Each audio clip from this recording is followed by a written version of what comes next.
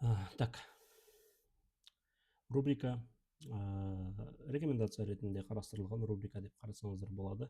Рубрика recommendation. OpenStage акциясын қарап отырсаңыздар, сіздерге советую, бірақ енді решение өздеріңізге қалатын нәрсе, кіріп кірмеу мәселесінде. Так, недельный таймфреймді қарайтын болсаңыздар, уровень четкий.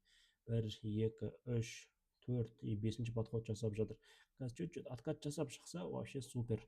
Яғни бұл недельный таймфреймде баратын точкасы $67 дейін потом ұстауға болады, яғни почти сіздер 100% алуға болады. Бұл неге біз сізге айтып жатырмын, потому что бұл исторический қайттан қайталағысы келіп жатыр. Кезінде осы бір уровень болған, 1 деген, 2 деген, 3 деген, 4 деген, сол 5-ші тип барып, кішкентай откаталып барып шыққан. Қарап отырсаңыздар, осы точкадан кірсеңіздер 74% алуға болар еді. Қазірде сондай бір накопление болып тұр, что осы накоплениядан үлкен процент алуға болады. Бірақ оның уақыты ұзақ болады тоже.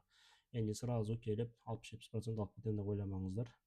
Может 3 ай 4 ай уақытта кетуі мүмкін. Бірақ 20-30%-ті бір айдың көлемінде алып қалуға болады деп ойлаймын.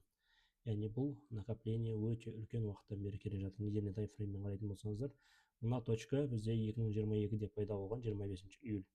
Қарап отырсаңыздар, 2,5 жыл дайындалып жатыр шығуға. На заметку қарап қойып отырсаңыздар болады. Рахмет.